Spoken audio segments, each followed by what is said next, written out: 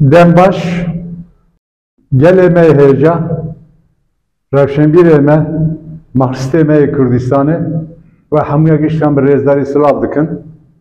Hûn dizanin em her sal bi navê dibistana Marksîstla Amedê meseleyekê, mijarekê bi serî bînin, li ser dizkinin nîqaş dikin. Sala çûnê em li ser mesela Kürdistanê du roja sikinin me nîqaş kir ve kemên pêşniyarî hatin ziman ew gotin û nîqaş bûn wek mîna pirtûkekê. Ew pirtûka li ser mesela Kürdistanê ya sala çûnê bû. Îsal em bi serî binî da li ser mesela sosyalizmê diskin me.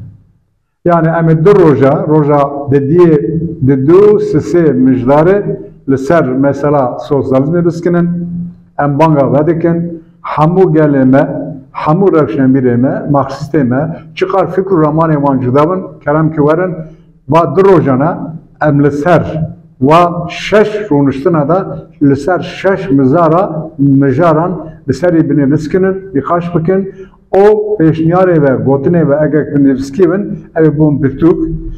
O ji bo wê em divên berê Marksîstê me lê cîhanê digotin navenda wana yan em bên Boska bû yan zê Pekîn bû. Em divên sesala bîst û yekan da navendê me an Moskova, an Parîs, an Çînî ne, navenda me Amedê li cîhanê da her der îro ji bo nûrkirina Marksîzmê navendeke, Amedî navendeke, ew me ev e, daxwaza me ev e, armanca me ev e, îddia me ev e, kerem ki werin em bi hev re nîqaşê geş bikin, bigîjin em bê ji wek encamê girîng ji bo wê di du sisiyê mijdarê em ji benda wenin, ji benda fikr û ramanê ve azadin. Zor spas.